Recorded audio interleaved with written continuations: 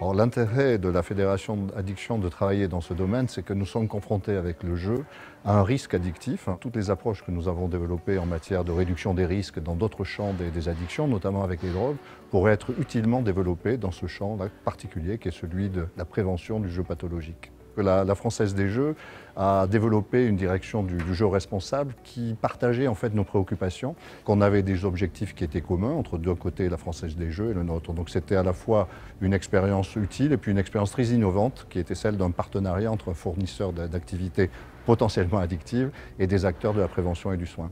C'est très vite, la Française des Jeux a eu la volonté de contribuer à la détection et à l'orientation des joueurs en situation de vulnérabilité.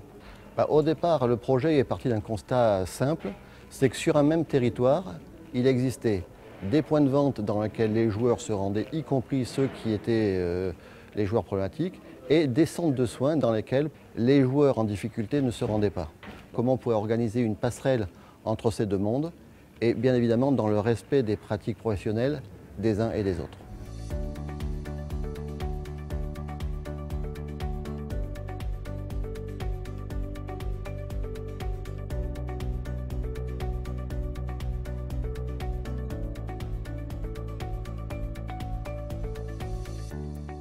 Avec mon binôme, nous avions essayé d'aller en point de vente sans être accompagnés par un opérateur de jeu et on s'est bien rendu compte de la difficulté que c'était.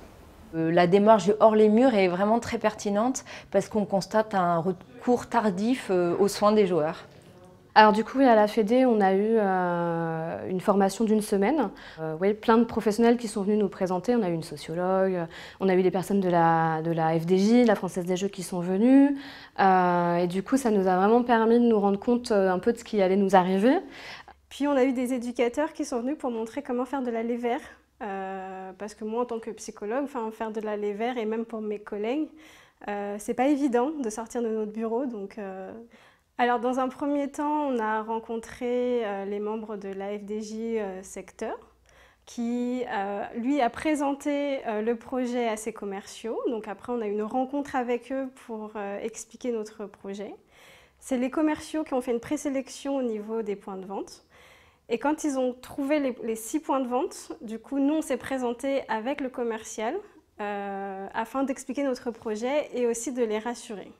Notre mission que j'avais ressentie, c'était de trouver de nouveaux points de vente, de faire le lien entre ces points de vente avec qui nous avons un relationnel déjà un peu particulier et le centre, de façon à ce que les personnes du centre puissent être accueillies à bras ouverts. On a fait tout d'abord un gros travail d'équipe avec mes collaborateurs à qui j'ai confié un petit peu le relais ensuite, et avec Héloïse, voilà, et on a été visiter les points de vente et tout le processus s'est mis en place après. Le but maintenant est de garder un maximum de contact entre nous, secteurs, les binômes, les détaillants et surtout pouvoir informer les joueurs qu'en cas de besoin, il existe des structures locales pour les aider.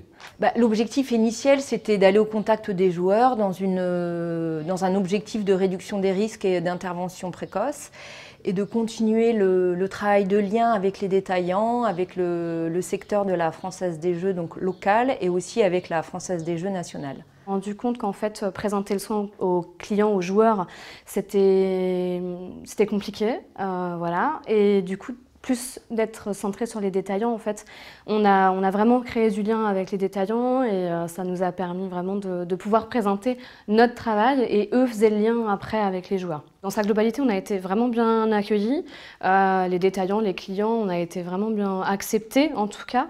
Après, il y en a pour certains où ça a été voilà, plus compliqué de nous laisser entrer en lien avec les clients, avec les joueurs. Par contre, on a quand même constaté qu'il était très difficile en point de vente de discuter avec un joueur, notamment en plein craving, qui est en train de gratter ses 32 gratte-gratte.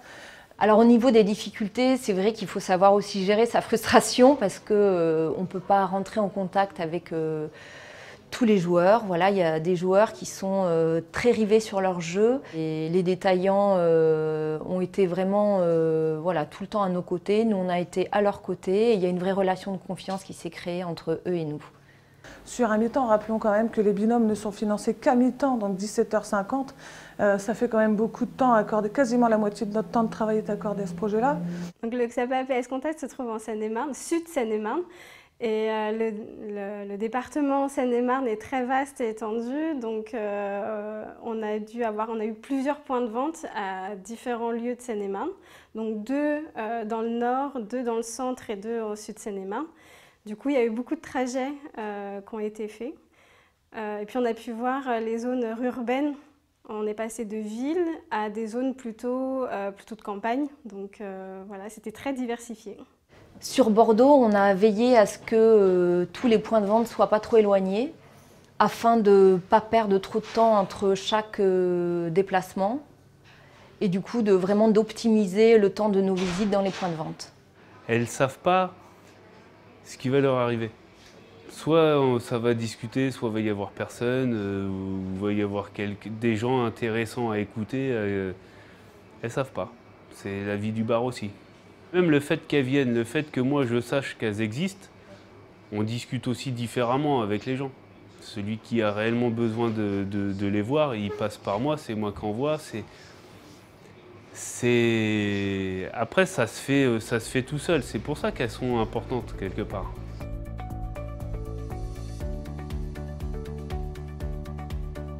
Eh bien, pour notre part, à la Fédération Addiction, nous sommes très favorables à une poursuite de cette expérience. Les écarts de représentation entre ces deux mondes ont considérablement été réduits, on l'a vu au cours du projet. Cette expérimentation montre que le partenariat avec le monde du jeu peut fonctionner.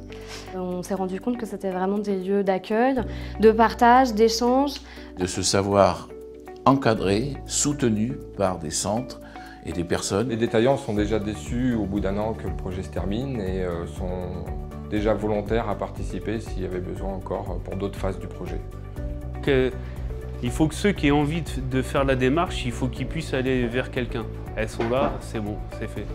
Et une des grandes leçons vraiment de cette expérience, c'est que les relations finalement établies entre les professionnels du champ des addictions et puis les professionnels des débits de vente ont été très rapidement excellentes, avec une modification rapide, extrêmement sensible et que je pense devoir être durable, des représentations réciproques qui permettent vraiment de travailler autour d'objectifs communs qui sont ceux de prévenir le jeu pathologique et en tout cas réduire les dommages pour ceux qui ont déjà perdu le contrôle.